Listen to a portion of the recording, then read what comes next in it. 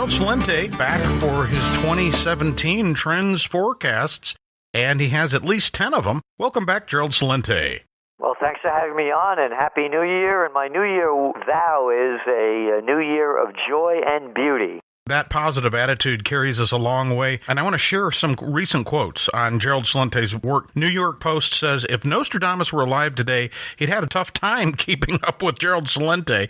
CNN News, headline news, says, when CNN wants to know the top trends, we just ask Gerald Celente. We've got lots of trends. One of them at the top is, referendums in Italy, referendums all throughout Europe, and of course the Trumpsit, if you will. Give us an idea of what you think about populism. Certainly seems good in the short term, but we've also had trouble with nationalism in the past. What do you think? It's bigger than nationalism. It's bigger than populism. It's disgust for the existing systems in countries around the world that have been run by small groups of political parties and ruling elites, while the rich are getting richer and everyone else is getting poorer. And that's not just rhetoric. It's a fact. When you look into the United States, for example, since 2009, 95% of the wealth has gone to the 1%. That's a fact. Of the working people with full-time jobs, 51% of them are earning $30,000 or less. It's a fact when you go throughout Europe, particularly Italy, Spain, Greece, high youth unemployment rates in the 30-40%. So that's a disgust of the systems and the people that are destroying it. So they throw these words on like populism and nationalism. So you want to, how dare you, being a German, that you want to maintain your German, Italian, Spanish identity? How dare you not want to be whitewashed into a European Union of globalization? How dare you don't accept multinationals taking over sovereign rights? How dare you want to keep your culture and heritage? How dare you refuse to open your country up to immigrants when your country can't take care of their own already? So people that oppose those things are denounced by the people that want to continue those things. So what they do is they put cheap, ignorant labels on them to disguise and cover up a much bigger issue. Next on the list, economic disorder. According to our officials, policymakers, hey, what a good year 2016. I mean, we're under 5% unemployment. Everything's great. We all have great jobs. Wait a minute. When you look behind the numbers, almost 100 million Americans have either given up looking for work, have accepted part-time work, are struggling to make ends meet, or are simply underemployed significantly. That sounds like a recipe for disaster. All these people who could be working, about 100 million. The word you just said is system, and that's our top trend, of course, is one of them is make it new. And again, we're political atheists. We call things for the way they are, not the way we want them to be. And what Trump is, it's making it new. He didn't only defeat Clinton, he defeated Obama. No president ever campaigned as much as Obama, sitting president, for a party candidate. He lost the House big time, and they lost the Senate. And they lost state legislatures throughout the country, the Democrats. He also beat Hollywood. All those $100,000 play dinners, they lost. Silicon Valley lost. They were all supporting Clinton big time, as we found out by WikiLeaks. They lost. The hottest algorithms, everything that they lost. Mainstream media lost. So the system lost. People want it new. Going back to the system and going back to economics. It's a new system. It's not a political system anymore. It's a business system. Politicians don't know what to do. I was the assistant to the Secretary of the New York State Senate at 23 years old. Yeah, you ran political campaigns in Westchester County. They've been around these people. They're politicians. They're in it for their own head, their own ego. They have egos, and so now you have a business guy in there bringing in business people with Trump. So you look at already the changes that have happened on the positive, emotional counts, psychological counts. Whether Ford says, no, we're going to make the cars here rather than Mexico. Or whether Carrier says, no, we're not going to send all those jobs to Mexico, we're going to keep a lot of them here. Whether you bring in guys like Wilbur Ross, Mnuchin, and Tillerson, these are tough business guys. Renegotiate tariffs and trade deals. Yeah, I want these guys to do it if they're going to do it on behalf of we the people. So we're seeing that, yes, the economy's not as strong as it should be, but the probabilities for a better economy, we've done a 180 since Trump has come in. And so now when the disorder is, you have a strong dollar. Look at the money flows out of China with the yuan now at 8-year lows against the dollar, losing 8% in just a year. Look at what's going on in all these emerging markets that borrowed tens of trillions of dollars. They borrowed it in dollars, have to pay it back in dollars. The dollar's getting stronger, their currencies are getting weaker. That's where your economic disorder is. So while the United States may do better, a lot of countries are going to do a lot worse. And that's why we still say that, no, we don't see gold going in the trajectory that we had it before.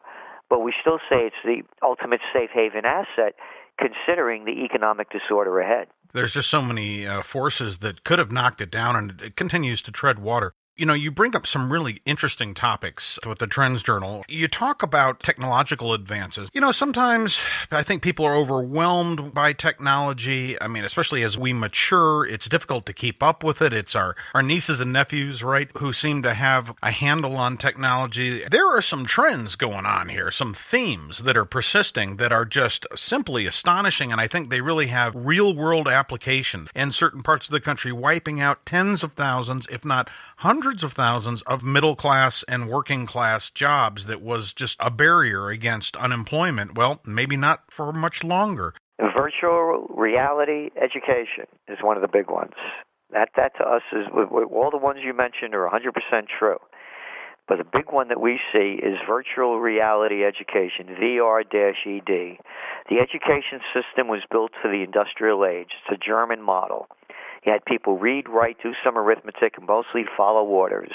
And that's what it is, a general education. We're forced to learn a lot of things we don't need to learn, never use, and it's just a system to keep them telling you what to think and how to think. And you mentioned about how young people are already so, digitally coded, and when they're little babies, they're playing with this stuff. So now put them in a virtual education classroom. Now you have them geared toward what is this person most qualified and have the most talents in, and what are the hidden talents that this person may excel in, and what are the weak points that they should never even bother doing. And you find that out, and then you put them in the virtual classroom. But unlike having teachers that go to state colleges or wherever and get a degree, so they could teach us from textbooks, now you have the best teachers in the world teaching your child or teaching you as an adult. Whether if you're a doctor and you're doing now virtual surgeries, but you're learning from the best of the best. So from the top to the bottom. So what we're saying is that when you're looking at virtual reality, and they're putting it now mostly in games, and you could take a trip to wherever you want around the world, it's much bigger than that. And that to us is going to be one of the biggest changes, the biggest profit opportunities on the horizon. Now also think of this, Chris. Think about how you won't have to pay all those lousy school taxes that you're paying to give these kids degrees and educations in worthlessness because of all the brick and mortar buildings. Just like people are doing online shopping. You have now online learning, but going to a much higher level with the virtual classroom. You are there. It's totally different. What we're seeing is more of a amalgamation, if you will, of the brick and mortar and the online. I mean, even top schools. I was recently down at Clemson. They're about 20-30% virtual. So I think even the top schools, public schools at least, they recognize that this is no longer a trend we can ignore or laugh at. We've got to hustle to get on board. So on to another one. No more cash.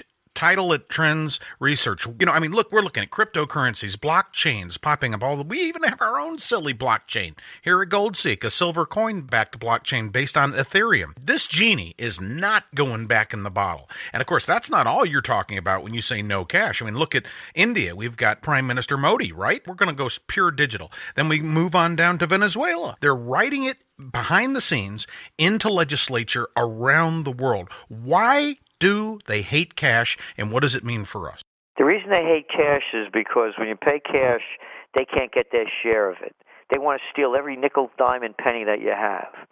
So if you go cashless, everything you spend, everywhere you go, everything that you've done, they know where it is, what it is, and how much they're going to get from it. Period, paragraph. That's the only reason they're doing it. All this baloney about terrorism and drug dealing, save it for the 6-year-olds. I don't want to hear it anymore. They'll be able to do it in one way or another if you want to do it. So that's the only reason they're doing it. So now we'll go back. Let's go to India. So you have to turn in the rupees. What do they have? They're worth between what I think it was like $7 and $15. That's their highest currency. Show you how poor the country is. Now, what would you rather do? You have to turn in all your rupees, or would you rather be holding gold? Go back to Venezuela. Take a look at Argentina. One after another. Look what's happened to the Argentinian peso. We have 40% inflation rate. What would you rather be holding? That or gold? So what happens is when they have these radical shifts going on, and you don't know they're going to happen, you mentioned what Modi did. He did it overnight in India. They didn't tell anybody. They weren't even prepared for it to happen. They didn't have the replacement currencies even printed. They did it. It shocked everybody. So the shock comes, and that's what you do. You prepare for the unprepared. You prepare for the worst. If the worst doesn't happen, you didn't lose anything. If the worst happened and you didn't prepare for it, you lose everything. And that's what happened in India. So if you lived in India and you were holding gold, and Modi comes out and says we're calling in all those rupees, 86% of all the currency, you say, so what? Doesn't affect me. The thought of even owning a gold coin is virtually an impossibility. But wow, could they own silver? So, I love your idea of gold, and I think it makes the case for silver even stronger. Oh, it does. No, I just mentioned gold, but both of them, any precious metal. So that's the opportunity. And that's what you do. You prepare for the worst. If the worst doesn't happen, you've lost nothing. If the worst happens and you didn't prepare, you lose everything. It's a very simple formula. You can see it happening. It's how many more examples do people need? So if there's going to be any kind of crisis, all of a sudden they lock down, whichever way they do it. My GERALD Celente's GC's 3Gs, guns, gold, and a getaway plan.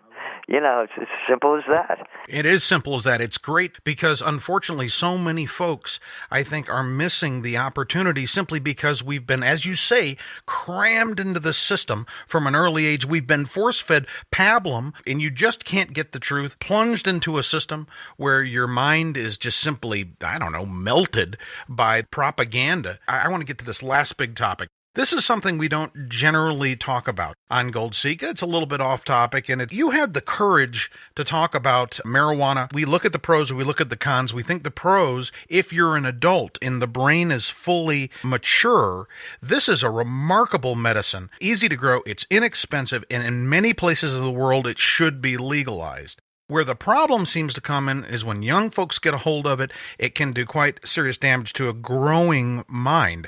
But it has amazing medical benefits. Give us an idea of why you think this is going to be such a big economic opportunity. Well, you hit on a lot of points, and you talk about young people not using it.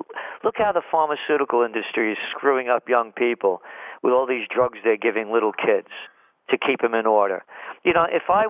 Thank God I grew up when I did. I I was born in the Bronx. I ran away from PS 76 in the Bronx and crossed the Boston Post Road, which was the major artery in those days between New York and Boston, at 4.5 years old when I ran away from kindergarten. If I did that today, they would have me shot up on drugs. You want to talk about doing some, grass? Should they? No, of course not. Let's look at the reality, Chris, of how the pharmaceutical industry and the mainstream medical industry is screwing up all these young kids with all the drugs that they're putting on and making up stuff like attention deficit disorder. Planet could feed us with food. They could heal us with the herbs. Could they get that in their head? Or I got some clown from 1930s saying that we should criminalize it, and it's been criminalized all that time. Well, now it goes back to the bottom line. Just like the reason they legalized gambling, because they could make profits from it, from the states. You got to be in it to win it. The same thing they're doing now with marijuana. You got more tax revenues in Colorado coming from pot than they got from booze last year. It's the bottom line. And then you said the medical. The United States is doing the least of the major nations in doing research on medical benefits. Because it's Schedule 1. You're exactly right. With that scheduling, Schedule 1, the laboratories cannot touch it. Go ahead. Israel's on the cutting edge of this. These people you hated in high school and college that wanted to be class president and head of the student council, men and women, telling us what to do. So that's the other point. Will the new administration allow this to happen? And we believe, yes, it will, because you hear Trump talking more and more about states' rights, and that's what this is about. And the federal government should mind their own business. The federal government should only be there to protect us from invaders and foreign nations and to make sure people don't rob all our money as they keep robbing it from us. Medical marijuana is beyond medical marijuana. You're going to start seeing this. These are stocks that are going to continue to rise.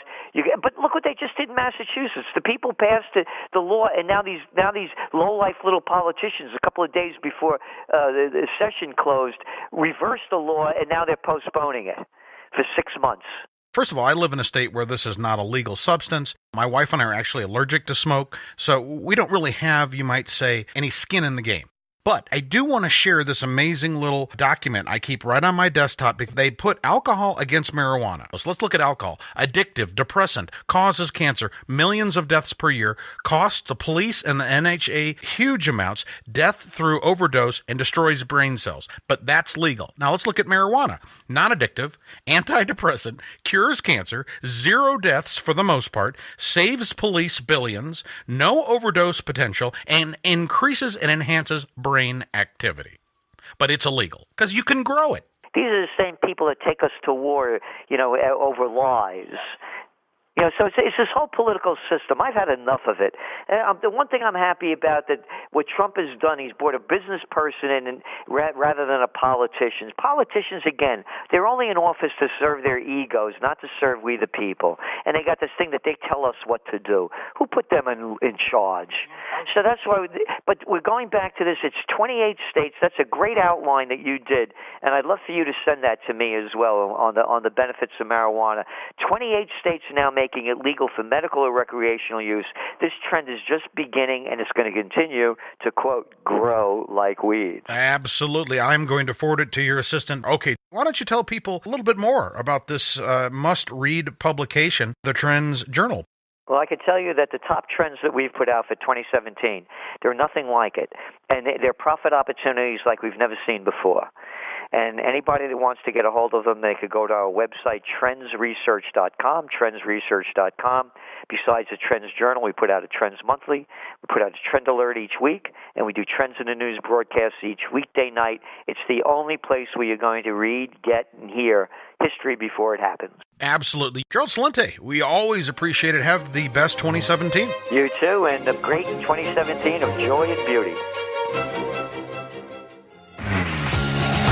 The gold and silver mining sector is red hot. Every investment portfolio needs precious metal shares. GoldSeek.com's top stock analysts have done it again, identifying the next solid gold nugget opportunity, Brazil Resources. Based in the 8th largest economy with a mining-friendly reputation, almost 10 million ounces of gold reserves. Industry insiders are accumulating shares of Brazil Resources. The notable management team includes Chairman Amir Adnani, a rising star in the mining industry with a reputation for moving projects rapidly into production. Fortune magazine lists Chairman Adnani in the prestigious list of 40 under 40 ones to watch. Plus, shareholders benefit from the insights and backing of enigmatic Brazilian billionaire Mario Garnero, CEO of Brazil Invest Group, the nation's foremost merchant and investment bank, and founding director. Their São Jorge project is 100% owned with paved highway access, a nearby workforce, and a hydroelectric power source near the major gold deposits. Their next top project includes 3 deposits identified by major gold producers, plus their RIA project, which is a joint venture with Areva, benefits from a $10 million treasure map in the hottest address for uranium production in Canada. But the story gets even more exciting with their Whistler project, offering geographic diversification in South Central Alaska. To find out more about this unique opportunity, please direct your web browsers to BrazilResources.com. At Yahoo Finance, ticker symbol BRI.V. Remember to ride the exciting gold stock run of 2016 and beyond. Your portfolio will thank you for adding shares of Brazil Resources. GoldSeek employees may or may not own shares. Nothing contained herein should be construed as investment advice.